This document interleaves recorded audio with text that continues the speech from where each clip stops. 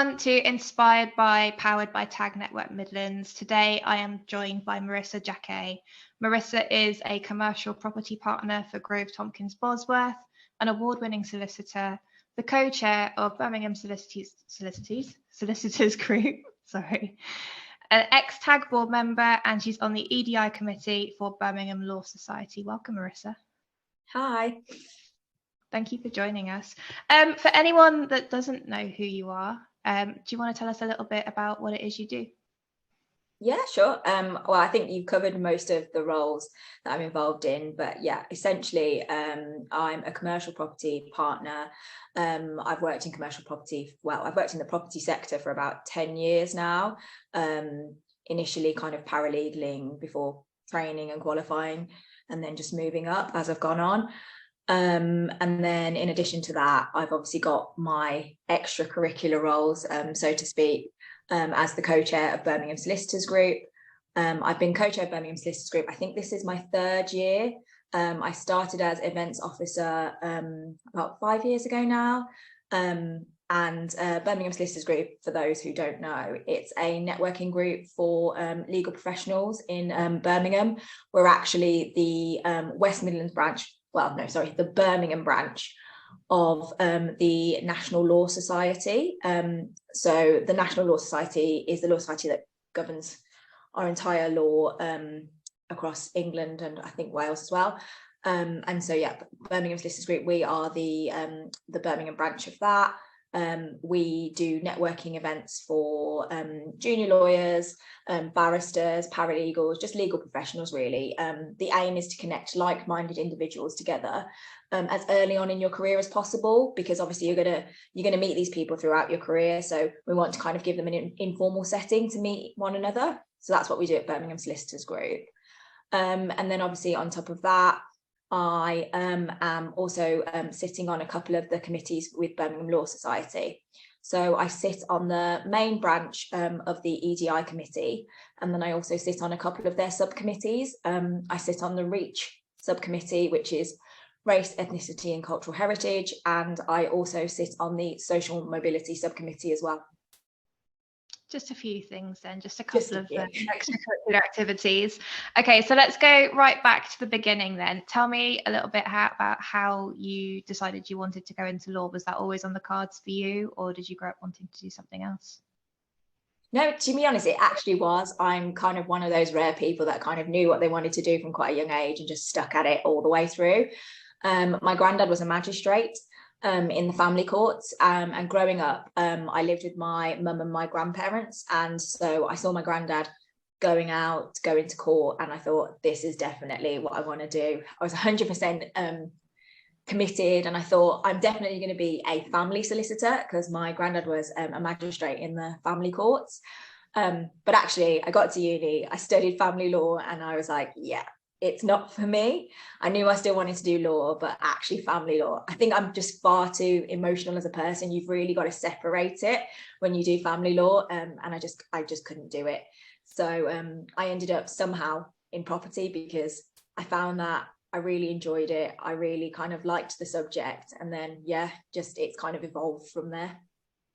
Amazing. So would you say your granddad was your first mentor?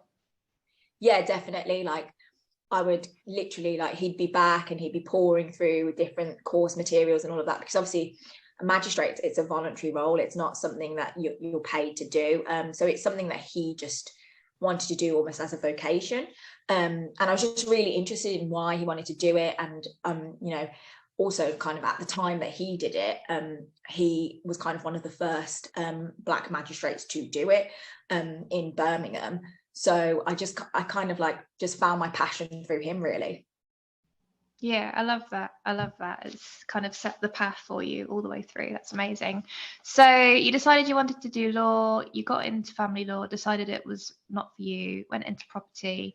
Tell us about your first proper solicitor's role. Well, to be fair, I think I'm quite lucky, because once I decided that I was quite keen on property, I managed to get quite a lot of work experience, because one of my mum's best friends from university, she was partner of a firm in London. So she allowed me to kind of shadow her so that I could get a bit more bit more kind of experience in it. But then actually, when I first graduated, I couldn't actually get a legal role. And I think this is something that law students, a lot of them can relate to. I really had to be quite scrappy, to be honest. I basically got into a law firm as, I don't want to say the tea girl, because I feel like that's not really PC right now. But effectively, I sat in a room and I had a mobile phone, and the clients would come into reception, and reception would say tea or coffee, and they'd say coffee, and somebody would call me on the mobile and say, bring in the coffee to the meeting rooms. So yeah, as a result of that, because I was in a law firm, I kind of used that to my advantage. Anybody that would listen to me, I was like, oh, I want to be a lawyer. I'm studying law. You know, if there's anything else you need me to do, if you need to do copying, if you need me to do filing, you know, anything you want me to do, I'm yours, kind of thing.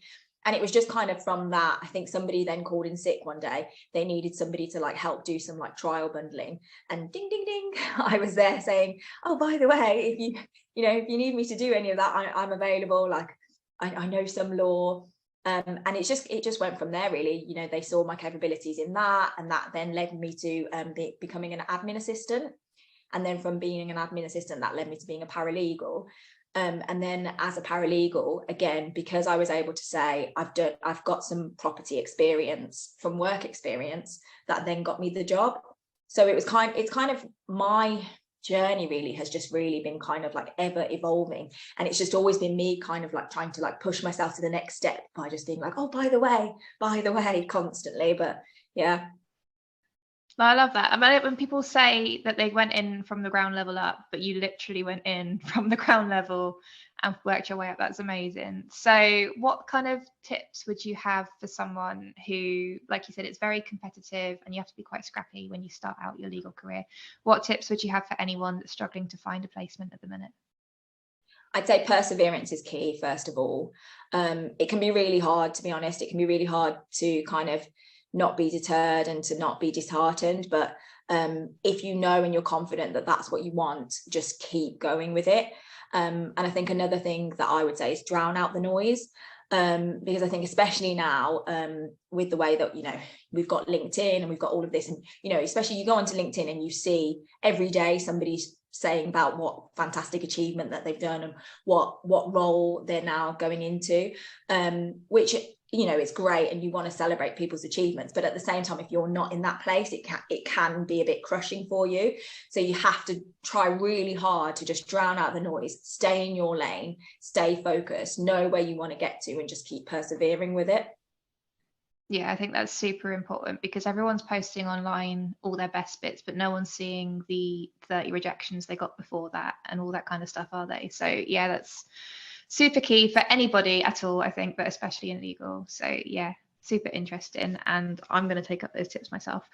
Okay, so you said speaking up and getting yourself out there has been like a huge part of your career. Have you always found it quite easy to speak up for yourself and sort of have a presence, or has it been something you've had to learn? I think a bit of both, really. I think I'm quite lucky in that my mum, I was raised by a single parent. My mum's a single parent, but she's a very strong, formidable woman. So I've kind of always had her as an example. And just in general, in my family, the women are very kind of dominant as ladies. But I think that definitely took a knock in coming into the industry and the sector that I'm in, because as a person, I've always been quite confident.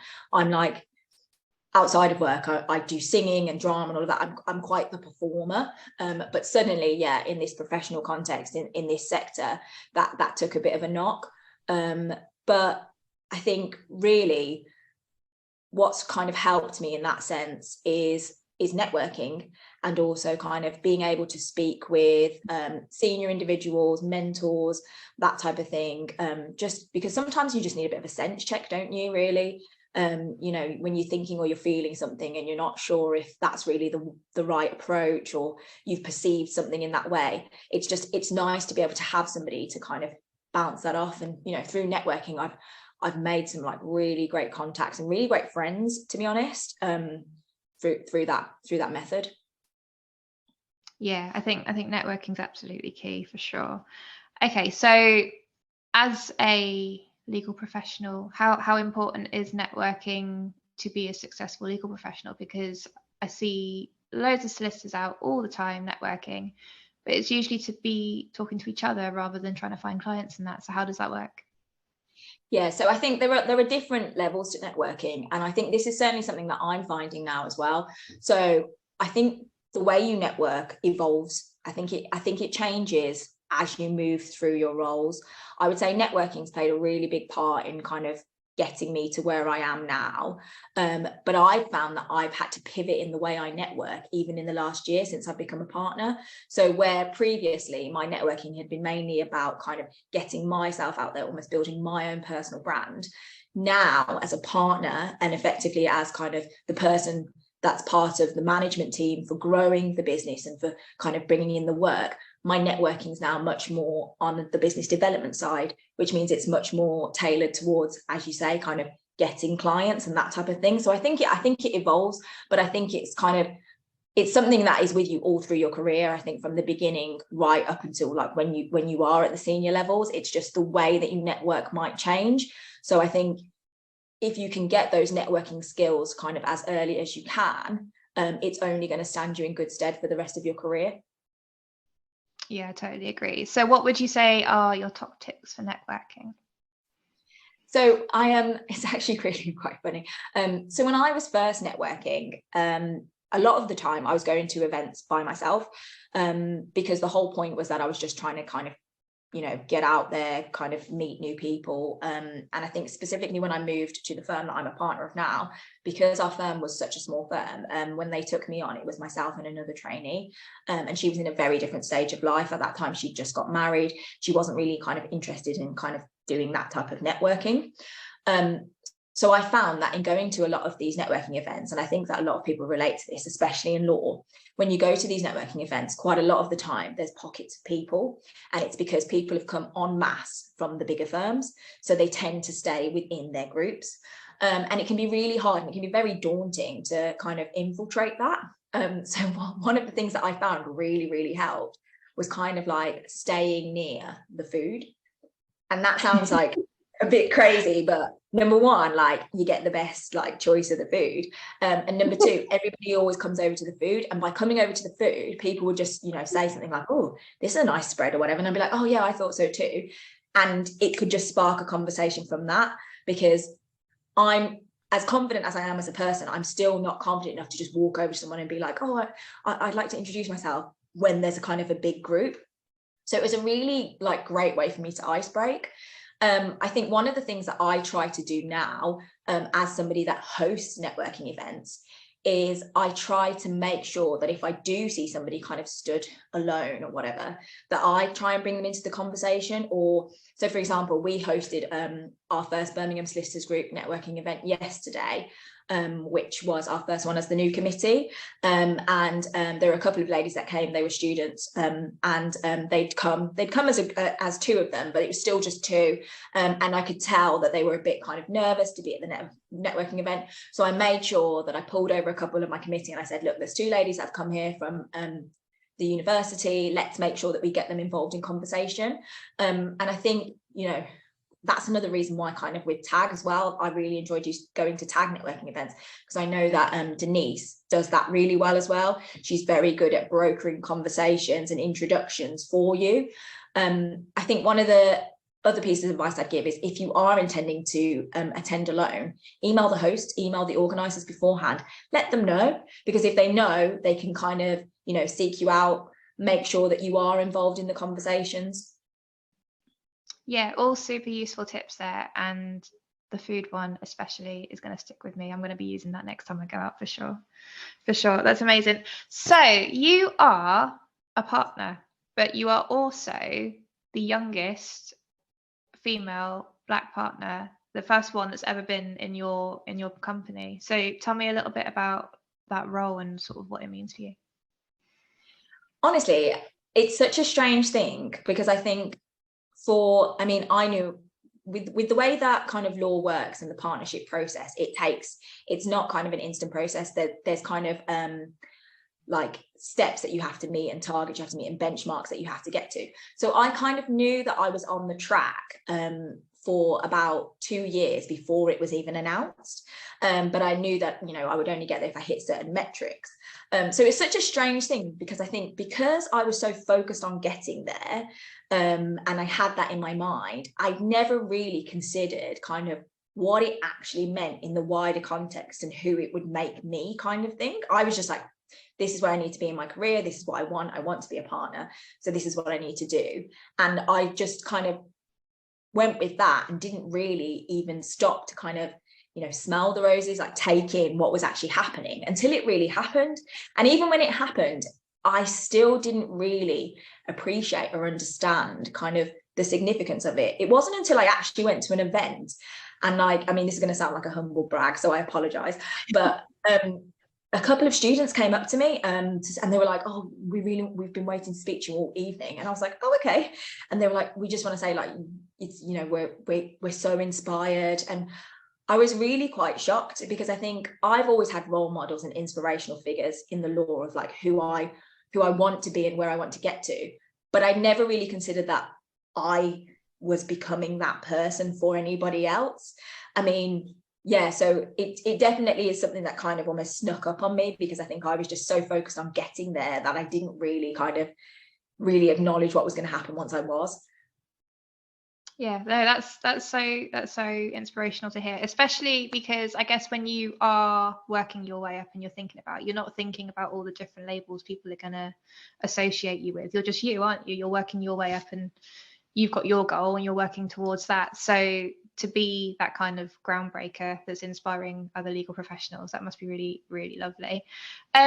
So you said there were certain markers you had to hit on the way and things like that. Did you have a clear strategy? Did you set out with partner in mind, or is it something you just kind of fell into, or how did that work? Well, I think, from when I was 7 and I obviously decided I wanted to be a lawyer, I always said I wanted to own my own firm. I even had the name. So it was going to be called, even though I said I wanted to be a family lawyer, don't ask me why. It was because my name's Marissa Jacquet. It was going to be called MJ Law Modern Justice. I love it. It sounds like it would be a cartoon as well, like a really cool cartoon. Yeah, exactly. Or like an Ally McBeal show, you know, something like that. Exactly. So I mean, so I've always kind of had the big dreams that I wanted to be like at the top of my game. But then actually, when I started to get into the profession, I think just the nature of sometimes how kind of time consuming and draining, etc., that it can be, I actually kind of put those dreams away. And I was like, actually, to be honest, I probably wouldn't want to be at partner level. Like, I'm quite happy in my lane. I'm happy knowing exactly what I'm doing, when I'm doing it. I'm knowing that, yes, I'm not going home at 5 o'clock, but I'm also not going home at midnight, that kind of thing. It wasn't actually until I moved to my firm, because we are a smaller firm, we're a lot more boutique, that actually those dreams started to come back. And I think it's really interesting, because especially I say this to a lot of students as well, because obviously specifically universities, and it's something that I get on my soapbox a little bit about.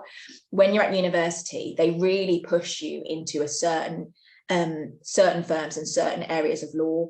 It's very much big law, big law, big law, and they don't really kind of explain to you kind of the benefits and drawbacks of both. And it's all you know, it's very much, you know, your personality. I've got best friends that work in like huge American firms, and they love it. They get to travel, it's fantastic, whereas I'm much more of a smaller law firm person, because I like the life that it gives me. But I think that where universities are missing a trick is that they don't really highlight smaller firms, and actually highlight that depending on who you are and depending on your goals, you can actually achieve them quicker going smaller. And that's not necessarily a bad thing. It's not a bad thing to be small. It's, you know, it's just as good quality work. It's just as admirable. And I think, yeah, it's definitely something that I kind of, as I said, get on my soapbox a little bit about. And it's also something that I really try to encourage when I meet students at events and say to them, you know, because a lot of the time they come up to me and they say, how do I get a training contract at a Magic Circle firm? How do I get a training contract at a Silver Circle firm? And those are basically the top tier firms that you can go to in the legal world. And I always say, do you want a training contract in a Magic Circle firm, or do you want a training contract? Because that's two different things. If you know that you want that firm because you want that firm because they do the work that you want and whatever, that's great. If you want that firm because you think that's giving you the status and that's where you should be, that's a very different ball game. Yeah, I love that you're thinking more about your work-life balance and how things are going to work out for you outside of work when you're considering all of that stuff, because it is so important, isn't it? People do get wrapped up in titles and labels and things like that, and things can look very glamorous, but if you're not sleeping or resting or anything like that, it's not working out. So as a partner in a more boutique firm, how has your life changed since that's happened? I mean, I'll be quite frank and candid. This has probably been the hardest year in my career to date, which I think most people would be surprised at. In fact, I've had friends say to me, "Oh my gosh, like you're probably living your best life now, aren't you?" And I was like, actually, like this has been really tough. It's been a really big transition because, yeah, like I say, even though, you know, I knew for 2 years, I've been doing all the work to do it, I think no one really prepares you for what happens when you get there. And I think being a partner in a smaller firm is probably a whole different ballgame to being a partner in a larger firm, because suddenly you are all things. You're not just a lawyer, you're not just fee earning, you're business development, you're kind of doing the finance side, everything, you know, you're effectively a business owner as well, and you're managing people. And there are all these things that, I mean, I studied to be a lawyer, I studied law, I didn't study all these other things. So these are things that I've had to learn in the last year. And so, yeah, I think it's been a real adjustment. And I think I've really struggled for the first time in a long time with like real imposter syndrome, because I think, you know, as they say, heavy is the head that wears the crown. Suddenly I am this person, this partner, and the pressure to live up to that almost crippled me, really. So, you know, I've consistently, like, we have billing targets and all of these things. I've consistently like surpassed mine, and, you know, always managed to kind of bring in the work, etc. And I'd say in my first 3 or 4 months, suddenly kind of my billing wasn't as great as it normally is. And I was panicking, and I was like, oh my gosh, this is because I'm a partner, they're going to demote me. And all of these kind of ridiculous thoughts, you know, it's because you're not good enough. Also, obviously, you know, like I said, our partnership has traditionally and historically been men. So I was like, oh, you know, they're going to think that I'm going to ruin it for all women forever because I'm not being good enough, and they'll never promote another woman. All of these ridiculous things that go through your mind. That's kind of been my last year. And I had to really take a step back, I think, redefine my own boundaries as well, and just figure out what works for me and my working style. Because I think a lot of my problem was I was trying to emulate current partners and partners before me and the way that they work and the way that they do things. But actually what's got me here is being my authentic self, not trying to be someone else. And I really had to kind of, like I say, take a step back, recalibrate, and remember kind of how I do things and what I want and the way I work, and really get back into that. Yeah, it can be so hard when you are in such a traditional industry, can't it? Because like you said, if it has all been men before and they have been used to doing things a certain way, it is tough to break traditions and change things. But you're here to be the groundbreaker and change things, so that's great. Do you have any tips on dealing with imposter syndrome, or is it something you're still kind of working out? I think I'm still working through it, but like I said, I think one of the things is that you've got to just remind yourself of who you are, and there's just nothing wrong with being your authentic self. Because I think I had to keep saying to myself, you got here for a reason, and you got here being yourself. So why would you suddenly completely change that to try and be something else, or be what you perceive that they want, when actually they wanted you as you are? So it's not an easy thing, I don't think. And I think it's something that I'm definitely still working with. But I think my main thing is just try to be as authentic as you can be, and that there's nothing wrong with boundaries as well. So I think I suddenly found myself working till 10 p.m. just because I was like, I want to make sure that they know that as a partner I'm pulling my weight, when I've never done that before. So there was no need, and there was no expectation. There was no expectation from anybody but me placing it on myself. So I think, maintain your boundaries and just try to be your authentic self. Yeah, I think boundaries are so important. Like just before we started recording this call, you were saying about working from home today. And do you find it is harder or easier to maintain your boundaries when you are working from home? I think I'm actually quite lucky, to be honest, because I mean, I'm in the conservatory at the moment, but we've got like quite a nice home office upstairs. So it doesn't necessarily feel like I'm at home. But what I really like about working from home is that I have kind of the time flexibility. So I can get up, I can go to the gym, and then I can come back and I can log on. I can go out at lunchtime for a walk. I can empty the dishwasher so that I don't have to do it later. Just things like that. It's kind of given me that flexibility, really. And I think, you know, we're all our firm's quite lucky because we have some staff that are 100% remote.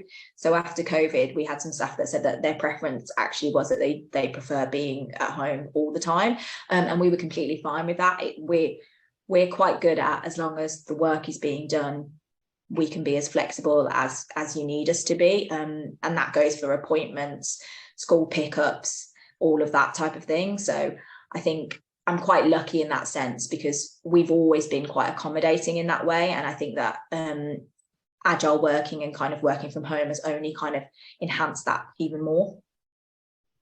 Yeah, I think finding a work-life balance that works for you is a juggle, but I think, yeah, it sounds like you've got it down, you've got it nailed. How do you switch off from work? Was there other things you do to help you leave work behind? Yeah, well, I love to sing. I've got piano behind me. So I play the piano, but I also sing. I sing in a choir. I'm actually with the Birmingham Opera Company at the moment doing a production. I used to play netball a lot as well, until I got a sports injury, so now I don't play. And then just going to the gym. I think I find kind of exercise and the endorphins really help me just kind of tackle like everyday stresses of life, and singing, because I think when I'm singing, I can't think of anything else but focusing on like my breath work, the notes, the words. So yeah, just things that really take me away and take me back to kind of like my old self, kind of when I was younger, because I've always kind of sung and played piano. So yeah, those are the things that I do, and I really enjoy them and I really value them. Cool. Okay. You're on the EDI committee for Birmingham Law Society. Tell me a little bit about that role and what that involves. So yeah, so being on the EDI committee, the way the EDI committee works at the moment is we've got the wider committee and then we've got the subcommittee arms. So the main work actually happens within the subcommittee arms. So I'm in REACH, the race, ethnicity and cultural heritage, and the social mobility one. Because those are kind of subjects that are quite close to my heart. That's why I kind of got involved with them. So with social mobility, we've recently done an event with some students. It was called Raising Aspirations in Law. It's called RAIL. And it's basically where we host an event with professionals. It's a networking event for students who haven't networked previously to meet professionals. We had that a couple of weeks ago, and there was also a panel event as a result of that as well. And it's something that we do every year. Another thing that I've done with REACH is we held a cinematic event where we showed Just Mercy, which is a film with Michael B. Jordan about a lawyer helping a man on death row. And so it was kind of hosting the event and then having kind of, you know, a wider discussion about it and what it means and all of these type of things. And again, that was marketed at students. A lot of the work that we do in the EDI committee tends to be hosting events for students, lawyers, etc., just kind of addressing the issues that kind of affect people from any of the protected characteristics. So there's also kind of a gender subcommittee as well. They've been doing a lot of work and will be doing a lot of work with International Women's Day. So yeah, it's a great committee to be a part of because of the way that it's structured, and because there are the subcommittees as well, there's kind of scope for everybody to be involved in kind of what's close to them or what's dear to them. And it also makes sure that we are tackling all areas. Yeah, sounds like you are getting involved in absolutely everything and turning the world into a better place. I love it. Okay, I've got 3 questions I'm asking everybody at the end of their interview. The first one is, what is one piece of advice you wish you'd been given at the start of your career? I think the one piece of advice I wish I'd been given is, I think, like what I said before, drown out the noise. So the other thing is, comparison is a thief of joy. You've got to focus on your own lane. You can only control what happens in your orbit. You can't control everybody else's.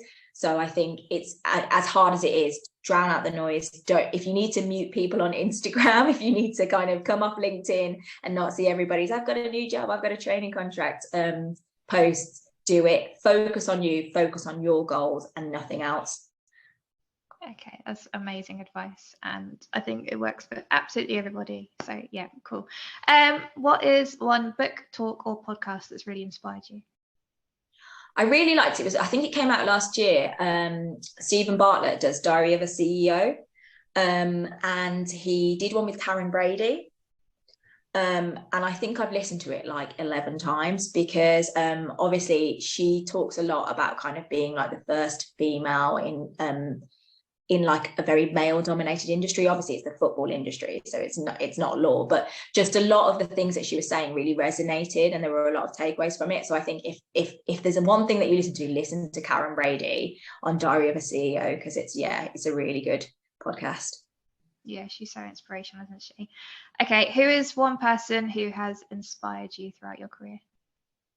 I'd say definitely my granddad, God rest his soul, because obviously he was the person that kind of set me on this path in the first place.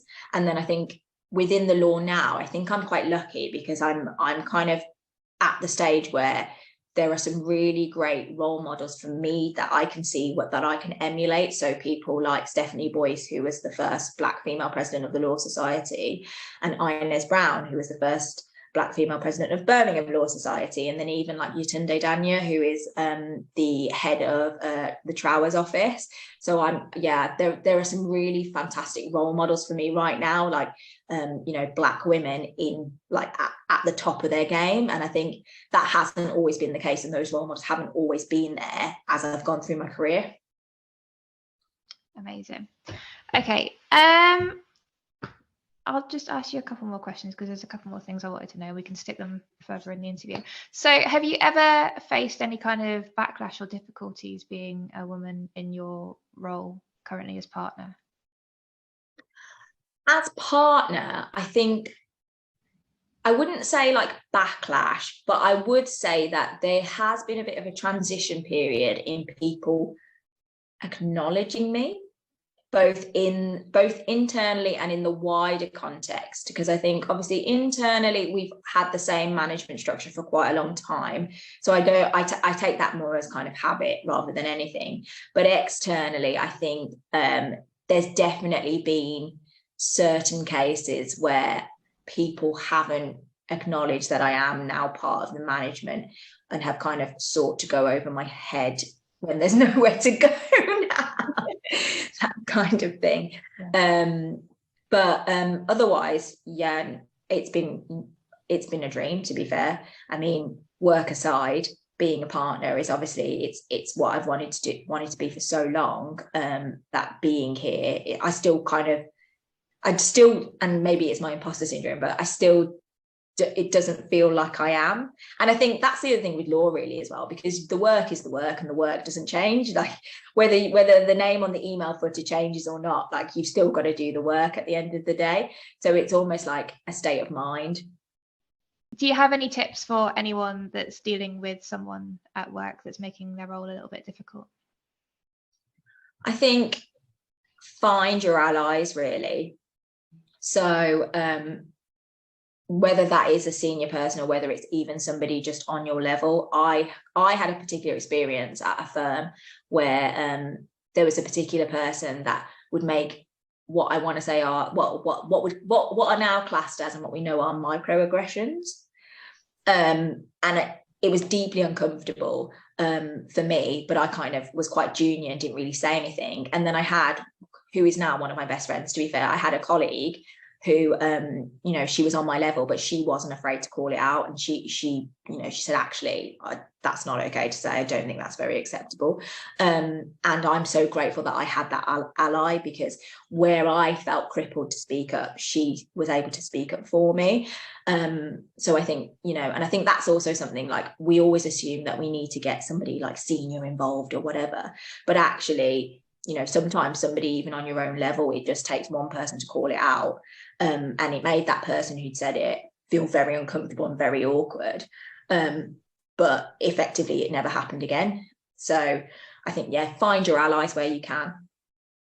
Yeah, I think that's great advice. Okay, if the people watching want to find out more about you and your work, where can they find you? I am on all social medias, actually. I mean, now you put me on the spot and I've got no idea what my handles are. But you can definitely find me on LinkedIn as Marissa Jacquet. And then I'm also on Twitter. I say I'm on Twitter, but you will literally just see retweets from me, retweets of Birmingham Solicitors group events. And then also I am on Instagram as well. Or alternatively, follow any of the Birmingham Solicitors group accounts, because I have access. And come and see you at any of the events you've got coming up as well, because I am sure there are loads of them. Yeah, definitely. Yeah. And to be honest, even if you're going to any kind of legal networking event, chances are I'll be there. So yeah, you won't have to look very hard to find me effectively. Exactly. You are there. Thank you so much for joining me today, Marissa. I really appreciated you spending this time with us. That's okay. Thanks for having me.